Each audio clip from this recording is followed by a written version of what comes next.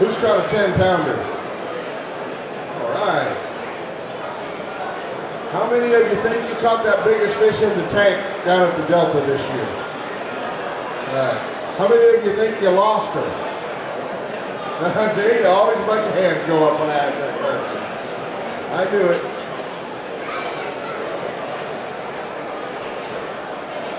Man, look at that hair, would you? I wish I could do that. It just doesn't work for me.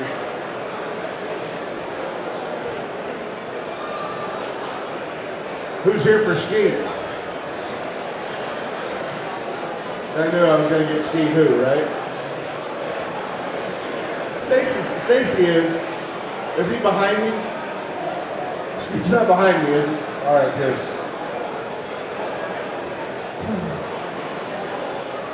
All right, let's get this guy started because he's known to run a little bit long. And who's up behind you? I don't know, they better wait. Let's look. Because I think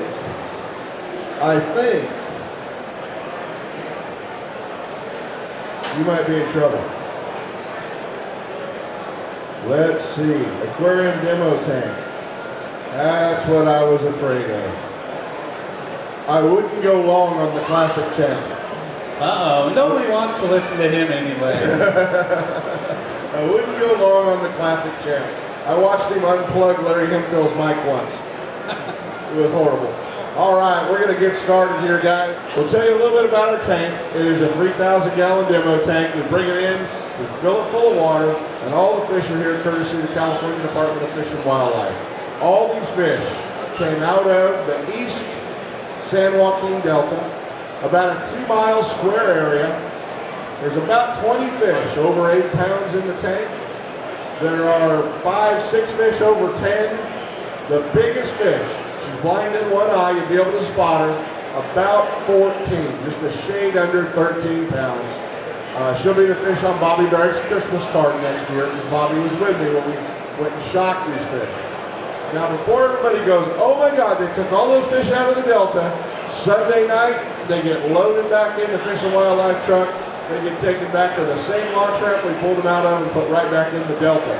They're going to be a lot smarter though, because this is the first show they've ever been to. So they've got a lot of fishing information, they've got it all picked up. So. Hey Ken, if this one bites, can I set the hook? You can't set the hook on any of them, Matt. You know, as a tournament angler, the one thing we try to do is weigh the most weight in 5 fish. So you know 5 3-pounders beats 1 10-pounder in the games that we play. But there are a few guys out there that are true hunters, that are true trophy hunters. And there's a lot of them that claim to be trophy hunters in Southern California on their lakes that are about the size of a bathtub, that are filled up with our water. And there's a couple of guys in Northern California that truly are trophy hunters. Truly are the guys that go out and look to catch trophy bass. This guy is the real deal.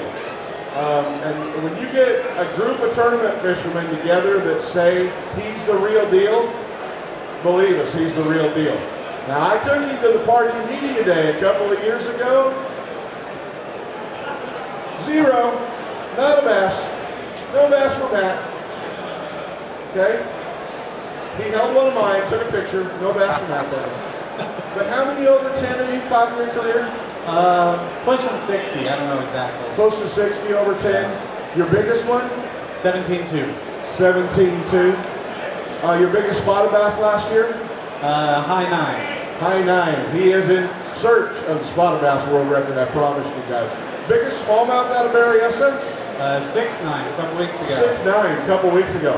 Not just big largemouth guys. Please welcome one of the guys I consider to be truly one of our big bass hunters, my buddy Matt Allen. Thank you. Well, thank you all for coming today. First and foremost, this is the right time to be learning about big bass in California. I don't know what is going on in our state, but from one end of the state to the other, the big fish are booming. The fish are getting bigger and bigger and bigger. They're getting easier and easier to target. The downside is that the easy swim bait bite, the bite that we took advantage of for so many years on a lot of our lakes, is starting to get a lot tougher. It's not as easy to catch these big giant fish on the swim bait. The plus side is, for whatever reason, they're getting easier to target on other baits. So if you're wanting to catch a giant bass in California, now is the time to do it. Probably the next 3 months is your best shot this year. So that's what I'm going to talk about. I'm going to talk about now in midwinter all the way through spring. And that's really where you want to spend your time trying to catch one of these giant fish. Once summer gets here, it gets a little bit tougher. And then it's easier if you just wait a little while. Oh, that one wants it. Then it gets easier if you just wait until fall and target them again. So the first thing you want to figure out in whatever lake that you're fishing is what your bass are eating. You know, bass in this state are going to be in basically one of two categories, or maybe three categories. They're either going to be a fish that's targeting primarily trout and kokanee, or a fish that's targeting primarily bluegill, bait fish, crappie, some of those things. And into that I would lump crawdads. And then your third category is going to be your fish that are feeding almost exclusively at night. Now you'll have to forgive me, I set the hook on everything that bites, so I went ahead and cut my hook off, because if I get bit by one of these fish, I'm probably going to swing on it. So let's start talking specifically about the fish that eat trout and kokanee. Those are the fish that we're going to target mostly with a swim bait. And I break my swim baits down into two categories this time of year. I'm going to have my really natural baits, baits like what I'm throwing here. This is a Huddleston. Another option would be a bait smith. So you've got your natural category, and then you've got your reaction category. And that category right now is completely taken over by glide baits. That's what everybody is throwing, and there's a reason for that. Those glide baits, they work. They absolutely catch fish. So this bait here, this is the Huddleston. And when I'm targeting fish with this bait, it's primarily going to be when I have clean water. The cleaner the water, the better, because the fish can see it from a distance. So I don't have to worry about whether or not the fish are going to find it. There's not a lot of movement. There's no sound. It's all about realism with this bait. So when I use this bait, I want that clean water, and ideally, I want to fish areas that are wide open. I don't want to be trying to fish thick grass lines or things like that. I want to fish big open water structures. When I'm using this bait, my primary area that I'm going to be fishing on a trout lake would be points, humps, those sorts of structures. Big wide open areas where the biggest fish in this tank are going to own the spot. And that's probably the number one thing you need to understand about Northern California and how it differs from Southern California and some of the other places that we fish for these giant fish, is that up here, these big fish are rarely going to be in an environment like this where they're in a school. In Southern California, you see a lot more of that. Up here, with the exception of Clear Lake, there's almost nowhere where they're going to consistently school up like this. So when you're looking for a giant fish, you're not necessarily going out and watching your graph and looking for a spot that has arches all over it. You're not looking for big schools of fish. What you're looking for is that one giant fish that is completely dominating the spot. That's the fish that you want to catch. That's your fish of a lifetime. So with this bait, there are basically two retrieves that I'm going to do. I'm almost always going to use this bait fishing uphill. So I'm going to get my boat, or if you're on shore, that's perfect, and I'm going to sit up in the shallow waters, cast out into deep water, and fish up the hill. And the reason for that is very simple. With this bait, I'm trying to target a bass that focuses on trout and kokanee. Trout and kokanee are very rarely on the bottom, and they're very rarely right up against the bank. Normally those fish are going to be suspended out in open water, or at the least, they're going to be on the bottom out in open water. So I'm gonna get up shallow, throw this bait out into deep water, let it go all the way to the bottom, and then I'm just gonna start a very slow crawl. And I do mean slow. Did I just get bit? Did I just get bit? That felt like a bite. Oh man. I wish I could fish in here every day. If I catch a teener in here, we're gonna count it. Is that fair? Can everybody agree with that? So again, throw it out, hit bottom, and start an absolutely crawling retrieve. You want to give that giant fish time to come in and inspect that bait and decide whether or not she's going to eat it. Because these huge fish, these 10, 12, 14 pounders, they don't want to run down a bait. Most of the time, they spend their time just sitting on bottom. That's why they're so big. They find a good ambush spot and they stay there. So you almost can't go slow enough with these baits to get the true giant bites. Now, the second retrieve I use is actually the complete opposite of that. And the reason why is that for very short windows of time, usually in the late winter, these big fish, before they spawn, they know that they've got a tough road coming ahead of them when they start moving into spawn. So they're going to feed heavily for a very brief period. When they do that is usually on the warmest, hottest, brightest afternoons.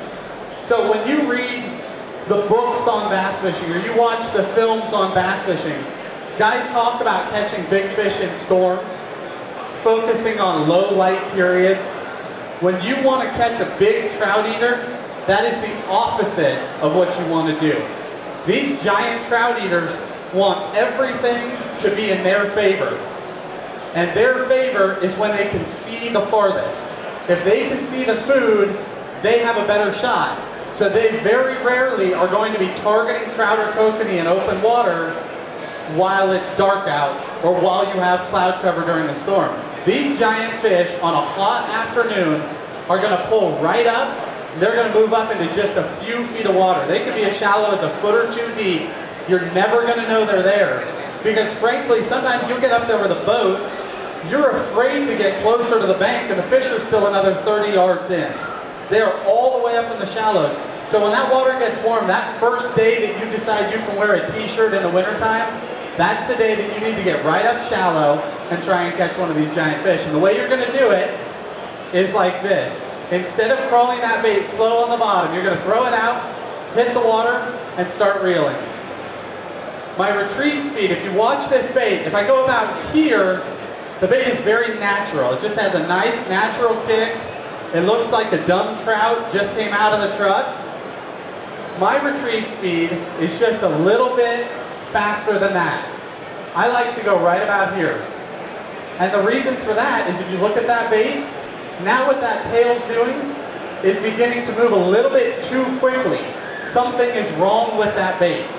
That bait is aware that there are bass in the area. It's trying to get out of there, and that pulls that reflex out of those giant fish. They're going to lash out and eat that bait. So when you've gone all winter grinding a bait on the bottom, doing everything you can to get a bite, when it gets warm, forget about all that. Pretend you've got a spinnerbait in your hand, just go down the bank, and those fish, when they eat at this speed, you are not going to wonder whether or not you got a bite. They're going to try and take the rod from you. So that's the first category of baits that I'm going to throw for these trout eaters. The second category is your glide bait. Again, this bait is very natural. That's what we're going for. Perfectly imitate the trout. Give the fish time to study the bait, decide whether or not it's a trout, and decide whether or not they want to eat it. Our second option is to go to a glide bait. This is my favorite glide bait. This is a River Sea S-Waver 200. We spent a ton of time with this bait this year. I do not use scent. The question was, do I use scent on my baits? A lot of people use scent. I do not. My reason for that is it's two-part. One is the scent that we're using doesn't smell perfectly like a trout. And I feel like everybody that's throwing a swim bait is using scent. So when I use scent, When I start using scent, all of a sudden, my baits don't smell like a trout anymore, they smell like a swim bait. Second, and much less scientific, is that when I get to the end of the day and I go to eat dinner, and I pick up a burger and I have Procure on my hands and I get a mouthful, it's not worth it, man. I would rather catch less fish. It's not worth it. So these glide baits, this is going to be your reaction bite. What I do is throw that bait out there, start a slow retrieve, and there are a few different ways that I'll work this bait. But my primary way is just a very slow, methodical retrieve. Oh, that fish is big. Very slow, methodical retrieve, and then once that fish gets close to the bait, I'm going to use a series of twitches to make the bait act very erratically, like it knows that it's being followed.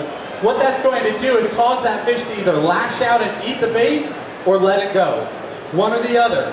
They're not going to mess around. They're not going to watch it and then continue working with it. They're either going to eat it or let it go, and that's what I want to see happen. So nice and slow, and then work that bait. And if there's a fish right next to that bait, they will lash out on it.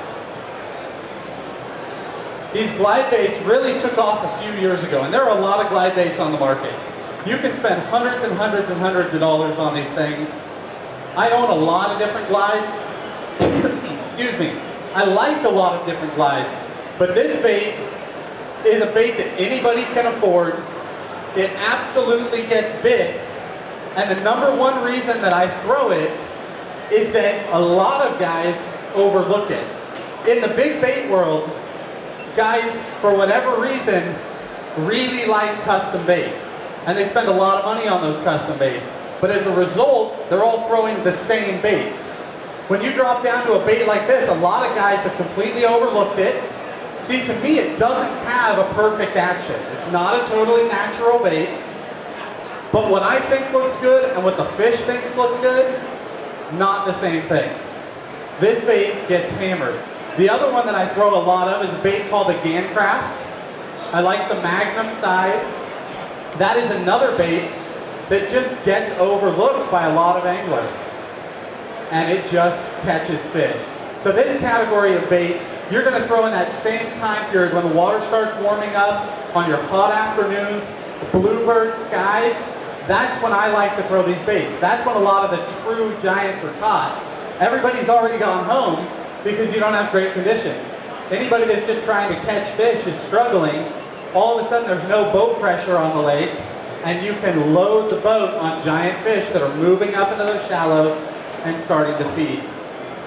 Now, speaking of boat pressure, that makes a big, big difference. My partner over there, my business partner Tim, and I were talking last week. We were talking about Berryessa, and I was telling him a story years ago. I used to fish out of a little aluminum boat, a little 12-foot aluminum boat. I've been addicted to these big fish for a long time. So I used to carry an aluminum boat on my shoulder down to Berryessa, put it in the water, trolling motors, and a whole bank of batteries so that I could reach my spots that had big fish. And I would go out there on Berryessa and I would anchor up because I really didn't have any options. I would sit on my best spot and I would just wait for the fish to come to me. Almost like trout fishing. I would just sit there and sit there and sit there.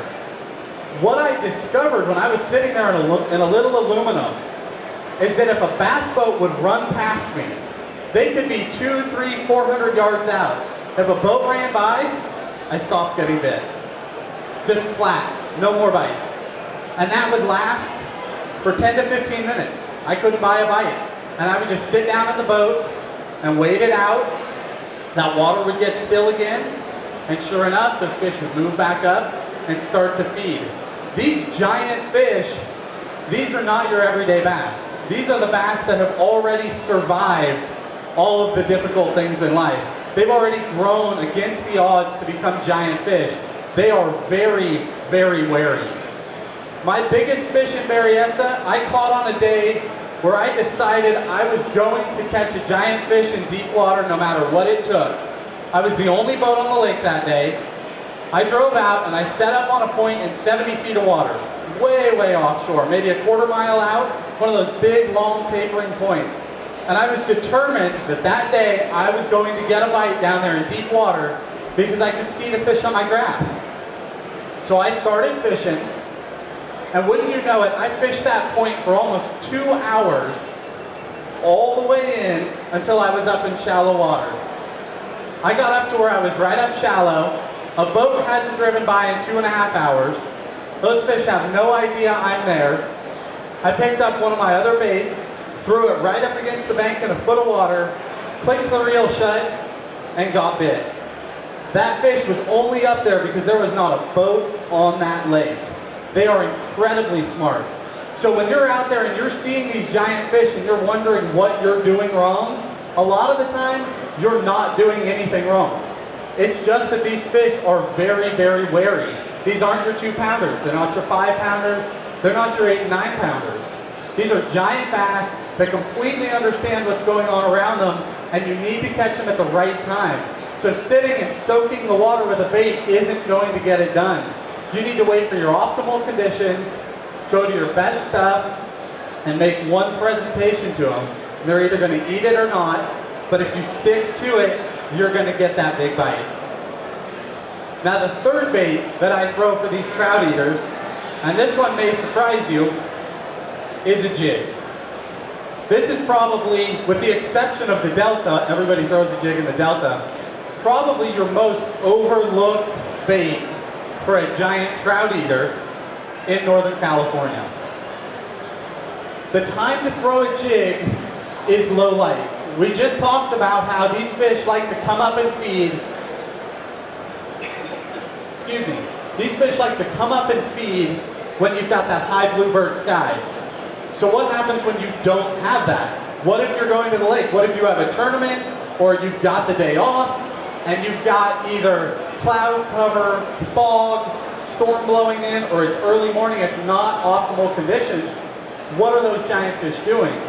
What I have found is that until they have those optimal conditions, they are glued to the bottom. Those fish still stay in the right areas. They don't stay big by exerting a ton of energy. They're going to stay right in the same areas, they're just not looking to feed. The little bit of feeding that they do is on crawdads. So if I'm out there on a stormy day, I throw that swim bait around for a little bit and I can't get bit, my fish have not moved up, I don't push it. I stop right there, it's not a swim bait day, I put that bait down and I get a jig. My jigs I'm going to fish 2 different ways. Again, I like to fish natural and I like to fish reactive. So my reactive bait is this. I'll use a 3/4 ounce jig. Again, it's a big presentation, but these are big fish. They really don't mind that bigger presentation. And I'll work that bait with 2 snaps. If you've ever watched a crawdad in the water, or seen a video of a crawdad, when you're a kid and you try to catch them, they puff up and then they run away from you. That's what they do. So when I work that jig, what I'm trying to do is get one of those big fish to come and look at that jig, and then I'm going to work that jig by popping it up and then hopping it. Pop it up, hop it. Very aggressive, and those fish just lash out and eat that jig. Almost always on the fall. In fact, a lot of the time, you won't even feel them bite it because they eat it on that slack line. When you go to reel up your slack, there's a big fish on the end of it. The other time that this is your presentation, a jig in general, your presentation, is after these storms that we've had rolling through. If you're fishing one of our reservoirs that's come up 5 feet, 10 feet, 50 feet, and that water has gotten murky, those fish for a short time are going to give up on those trout and those kokanee. They don't want to chase them out in that wide open water. They're going to go right to the bottom. They still need to eat. They're going to turn all their attention to eating crawdads, staying bulked up and waiting for that water to clear back up. That's why if you watch your Berryessa tournament results every year, somewhere between January and March, somebody weighs in a 12 to 13 pounder on a jig. Every year, like clockwork. That's that period of time where that water is murky. Those fish are starting to turn away from the swim bait. They're focused on the bottom. They're staying focused on that jig. So this is my reactive jig. When I want that slow, natural presentation, I'm going to turn to pork. I really like using a pork trailer on my jig. Again, I'm going to use a 3/4 ounce jig most of the time. I'll drop down if I'm in shallow water, but what that 3/4 does for me is it lets me get a very, very good feel of what's going on. I can feel whether I'm on rock, I can feel if I'm on wood, if I'm just on the mud bottom. I know exactly what's going on down there. This presentation, that natural presentation with pork, I almost don't move my jig at all. I just barely drag it across the bottom. Again, just like that Huddleston, you're letting those fish come up, focus on that bait, and decide whether or not they want to eat it. Now, one thing that I do that's a little bit different than other people, and I've talked about this before, if you take a close look at this jig, you'll see it. I use a very, very natural colored jig. I put my pork trailer on the back, but before I do that, I take a big piece of a chartreuse Senko, and I use that as the body of my bait. I thread that on before I put my pork on. What that does in that murky water is two things. One, it lets those fish see that bait from just a little bit farther away. They can get a better look at it, they can hone in on it. And two, just like with my swim baits, I want to be different. If everybody is throwing a natural jig, or a black and blue jig, or a single colored jig, and I come along throwing a natural jig with a big chartreuse vein through it, I'm presenting a very, very different bait that those fish have not seen. And it makes a big, big difference. So that's the approach that I would take to these fish when you're fishing in those really natural trout-fed lakes. Now, jumping from there, what do you do if you're in one of our bodies of water or at a time of year where those bass aren't eating trout? Say you're on Clear Lake where you have no trout, or you're on the Delta where you have no trout, or you're on Berryessa when the trout and the kokanee are suspended in the middle of the lake and the fish are on shad. When that happens, I start changing out my baits. What I'll start doing, I'll still start with a swim bait because I want to get those giant bites. Even though they're not eating a trout, they're still eating those big bait fish first. So one of the baits that I turn to, this is a prototype, this is a JSJ bait that I've been growing for a few years. One of these days he's going to get around to putting it out on the market so people can throw it. He's over there in the corner if anybody wants to make sure he puts it on the market. This bait is probably my favorite natural hitch imitating bait out there. So when I turn to one of those lakes that's got bluegill, shad, hitch, whatever it may be, again, I'm still going to start with the swim bait, but I'm going to throw some other things too. I'm going to throw the jig, of course. I'm also going to throw a swim jig. That's another one of my favorite baits. And then the glide bait again. So this bait is probably the best replica of a hitch that I've ever seen. Now, if you don't know what a hitch is, think shiner. They're like a giant golden shiner. They get really big, but they're not always huge. They can be anywhere from 4 to 15 inches long, say somewhere in that range, maybe even a little bigger than that. And you can perfectly replicate, by downsizing and changing color, you can perfectly replicate the bait fish in these lakes where they're not eating those trout. So you can drop down to a bait like this, same thing, fish slow on the bottom or fast up in the mid-column, and those fish will just run that bait down. Now here is the key difference, and this is something that I think a lot of people fail to understand. If I'm fishing in a lake where I'm targeting those trout and kokanee eaters, like I said earlier, throw out to deep water, work that bait up that hill.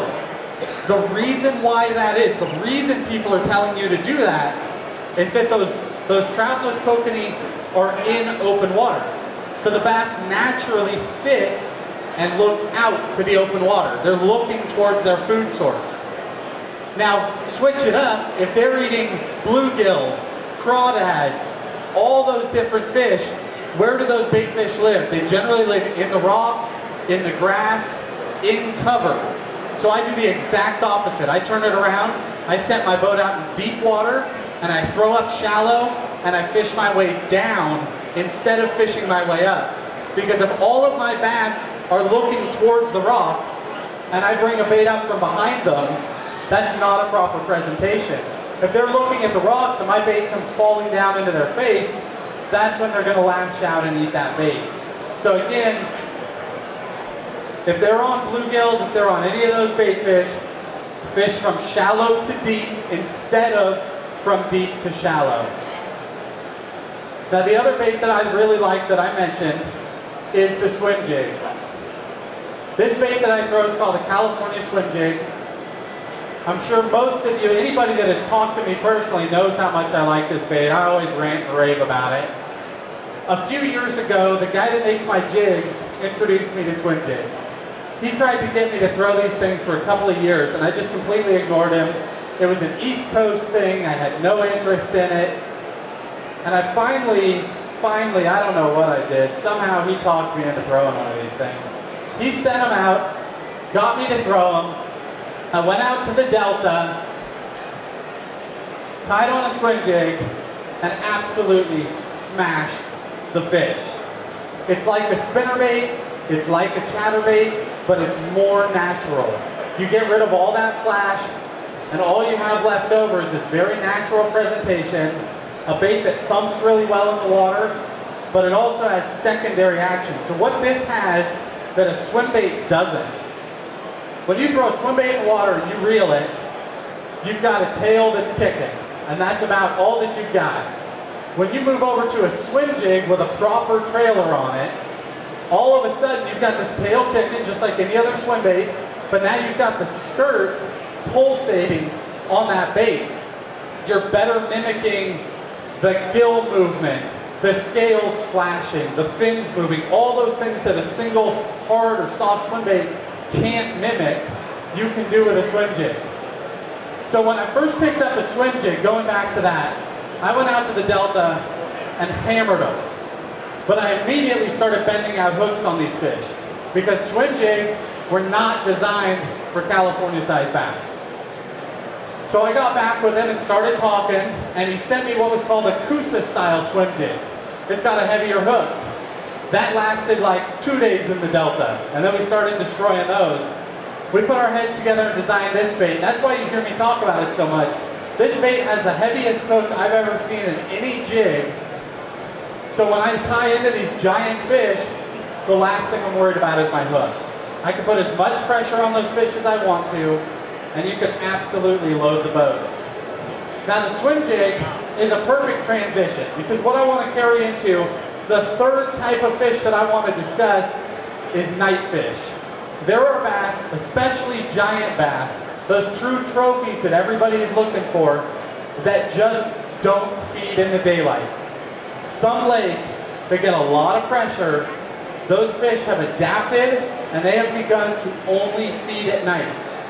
Everybody night fishes in the summertime. Everybody knows that it works. But now until the spawn is an awesome time to night fish as well. It's freezing cold. Buy yourself a heater. You're going to be all right. But you can catch giants. You're not going to get a lot of bites because your small fish at night in the wintertime are shut down. So you're going to go out and wondering if you're doing everything wrong until you get a bite. But once you get bit, you're looking at 1 to 5 bites a night, but they're going to be giants. Some nights we'll go out there and fish. We'll only get 1 bite all night, but it'll be an 11-pounder. You go back the next night, you only get 3 bites, but they're all 7-pounders. You know, what trip is not worth going on where you catch a bunch of 7-pounders? You know, anybody would want to do that. When I night fish, I throw basically 4 baits. Well, I guess I throw a few more than that. I'll throw the Huddleston again, but another bait that I like to throw into the mix is an osprey. If you guys aren't familiar with an osprey, I caught a giant. How big is that fish? Should I set the hook? 7? That sounds good. Did I mention these baits catch fish? Come here. Come here.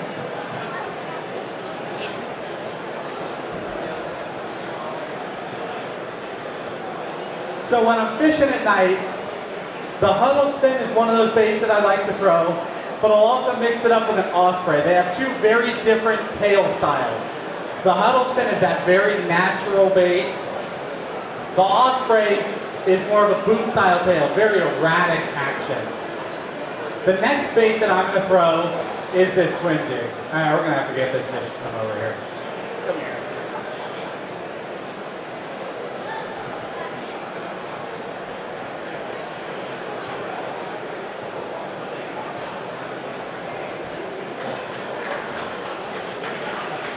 right back home. So that's why catch and release is so important too. You see that fish just goes right back down there. There's nothing wrong with her. If you take care of these fish, especially in the wintertime when there's good oxygen good oxygen levels in the water, these fish are totally healthy. It's a great time of year to catch big fish. Going back to these baits, my second bait is the Swim Jig. As you can see, it works. In the daytime, I like to use a Robo-Worm Easy Shad trailer. I have no idea if anybody even at the show is selling these baits. They just work.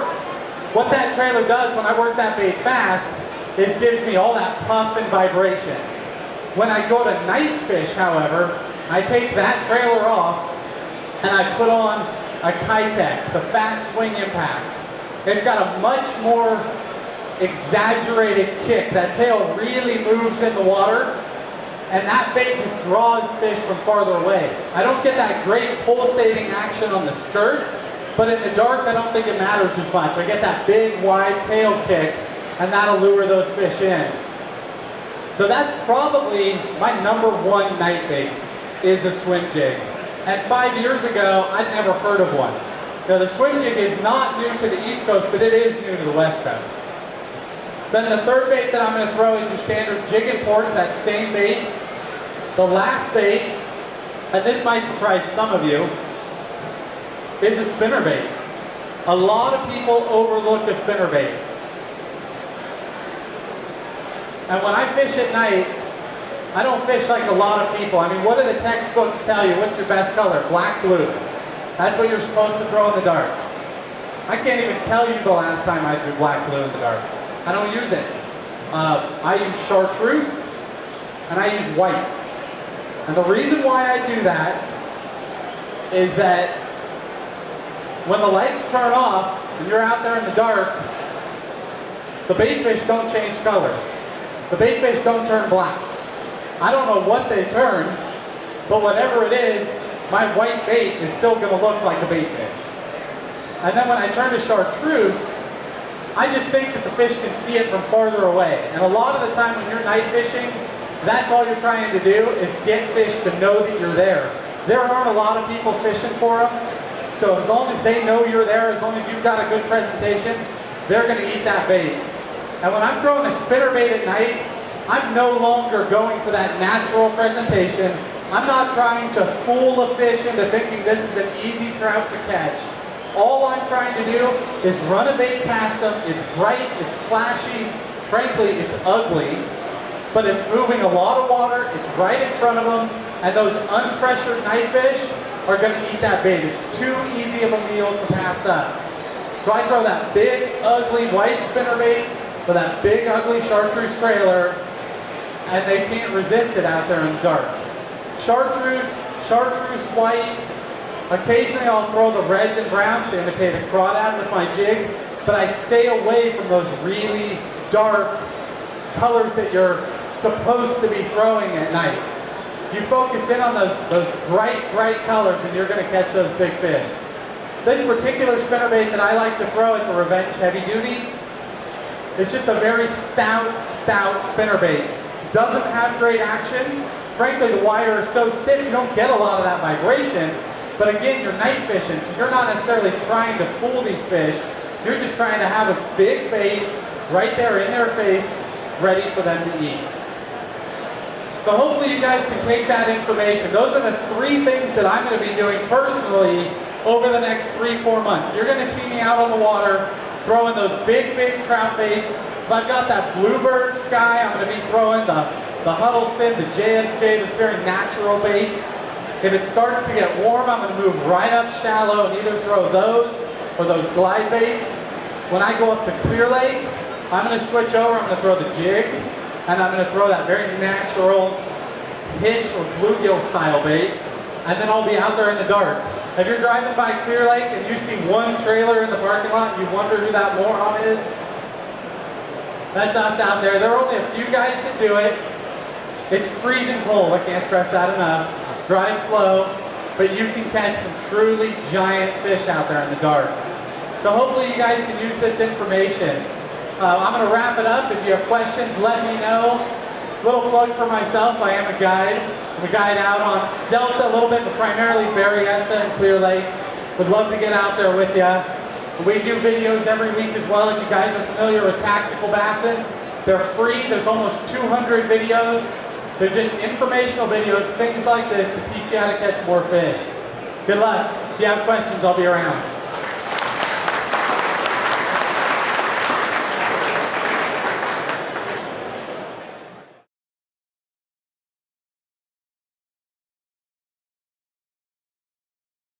What I want to talk to you guys about today is jig fishing in the wintertime. I'm going to break it down into two categories. You know, we all fish such different bodies of water. We'll break it down into one jig.